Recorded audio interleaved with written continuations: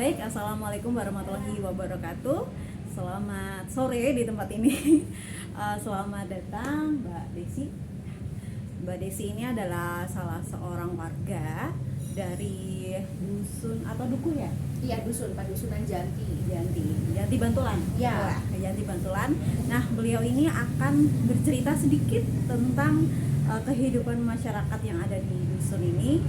Kemudian nanti ada pengalaman yang akan beliau sampaikan sebagai salah seorang warga yang ada di sini yang kebetulan konon katanya beliau sangat aktif sekali di dusun dan di dusun ini terutama di RT 02 ya. Ya. Oke, sekarang kita kenalan langsung sama Mbak Desi. Silakan Mbak untuk bisa memperkenalkan. Oke, nama saya Desi.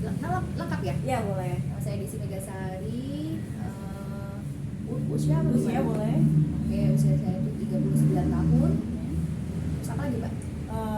Sudah berapa lama di sini? Apa mungkin dari lahir di sini? Enggak. Atau- Kebetulan yang asli sini itu suami saya sebenarnya. Jadi saya semenjak menikah dengan suami saya akhirnya tinggal domisili di sini. Oke. Gitu. Terus kegiatan saya di sini ya. Kebetulan saat ini saya menjadi kader untuk kegiatan Posbindu. Posbindu itu artinya posyandu untuk usia dari 15 tahun ke atas sampai 59 tahun ke bawah. Jadi sebelum lansia dan dari usia remaja lah, usia remaja sampai pralansia ya, namanya Posbindu. Dan kebetulan suami saya juga saat ini sedang diberi amanah menjadi ketua takmir di masjid kami. Jadi kegiatan saya selain menjadi kader kesehatan Posbindu, saya juga kegiatan di masjid yaitu ngurusin TPA anak-anak ya, Taman Pendidikan Al-Quran untuk anak-anak yang ada di masjid sini. Oke. Kita bicara soal pendidikan Mbak. Kebetulan kita video ini adalah salah satu dalam rangka seleksi calon pengajar muda Indonesia Mengajar Mbak. Dan kebetulan kami juga bergerak di bidang pendidikan. Nah, mungkin ada beberapa tanggapan atau bagaimana ya kayak motivasi kenapa sih Mbak Desi pengen banget terjun ke bidang terutama pendidikan anak-anak ya, untuk TPA di sini. Kira ada motivasi tertentu atau Sebenarnya sih awalnya sih pertamanya itu karena suami saya dapat amanah gitu kan sebagai ketua takmir. Terus ternyata setelah saya melihat kan kayaknya dari tahun ke tahun kebetulan kan dulu anak-anak saya juga TPA kan itu tuh kok TPA kita tuh kayaknya cuman hanya gitu-gitu aja monoton gitu loh Mbak. Maksudnya dalam arti ngaji, ikro atau Quran sudah pulang gitu. Kok saya terus jadi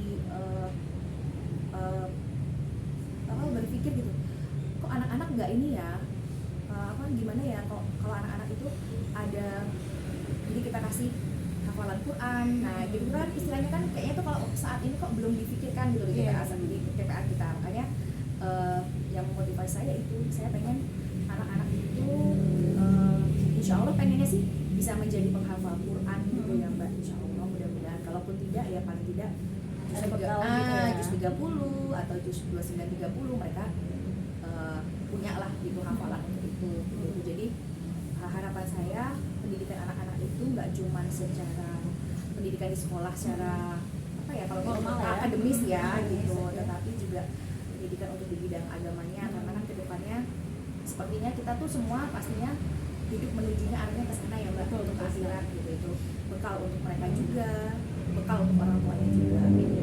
Berarti semacam ada pendidikan spiritual juga ya untuk Ya, bisa mengurangi gitu. pendidikan Yes, betul akademis. gitu. Ini jadi satu hal yang menarik banget ya teman-teman, karena mungkin dimensi sekarang gitu ini menjadi satu hal yang sulit untuk ditemui gitu. Ya. Harapannya mungkin dengan membangun TPA ini nanti bisa mungkin dari lingkup terkecil ya. Iya, betul. Seperti dari RT itu bisa lebih teringat. Kemudian untuk support dari orang tua sendiri, orang tua dari siswa-siswa tersebut ataupun Alhamdulillah semuanya ini Mbak, semuanya amat sangat mendukung gitu loh. Bahkan setiap kali kita mengadakan pertemuan wali santri, terus kita setiap kali istilahnya terkadang juga karena tidak bisa pertemuan di grup kan, kita ada grup itu, mereka kasih kritikan, masukan yang membangun.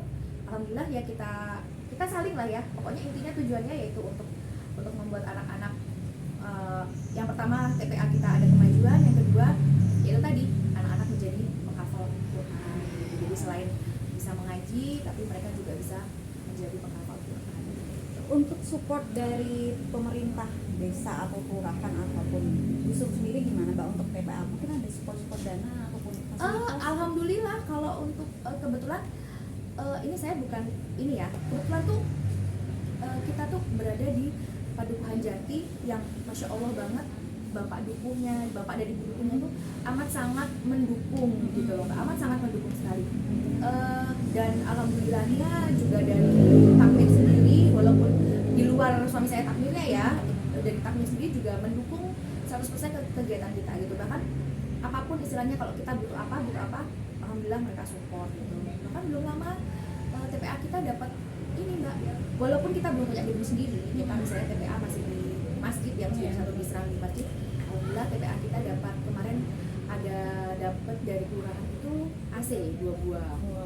Ya buat inventaris kayak gitu. Terus kita juga kemarin ada istilahnya bikin proposal, terus pengadaan, karena kan selama ini anak-anak kan kalau kayak belajar itu belum ada meja gitu. Alhamdulillah dapat donatur, ada berupa meja lipat buat anak-anak, terus ada juga yang istilahnya berupa uang, yang uangnya itu kita kumpulkan yaitu untuk kebutuhan anak-anak juga, seperti kayak misalkan beli spidol atau kertas atau apa ya, pokoknya untuk kebutuhan pendidikan di TPA Mbak.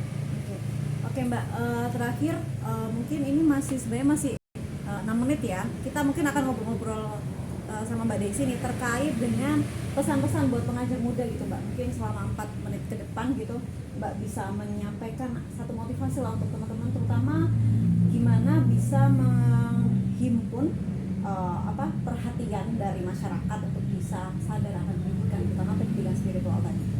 Ini kan satu tantangan yang berat banget Mbak sebenarnya. Iya sih. Apa ya? Sebenarnya saya kalau suruh memotivasi juga belum bisa juga gitu loh Mbak, karena istilahnya saya juga baru belajar gitu loh kan. Cuman mungkin apa ya Mbak, kembali lagi ke individu masing-masing gitu loh. Kalau memang kita sendiri, misalnya dari kitanya sendiri itu sudah sadar, istilahnya sudah ya inilah, insya Allah tuh kayaknya nggak perlu dioyak-oyak tuh, insya Allah pasti mereka tuh sadar sendiri gitu loh. Cuman alhamdulillahnya mungkin di sini berawal dari ibu-ibu mudanya dulu kali ya Mbak, ibu muda misalnya yang seumuran dengan saya gitu.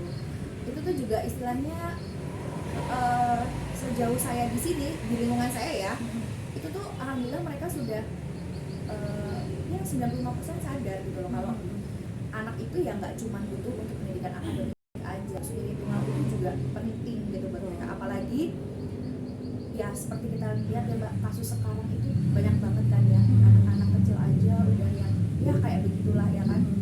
Saya tuh kemarin juga ada sempat ikut kayak parenting kayak gitu tuh, bahkan anak SD aja yang udah hobinya kayak nonton film kayak begitu itu kan miris banget kan Mbak, gitu loh ya kan.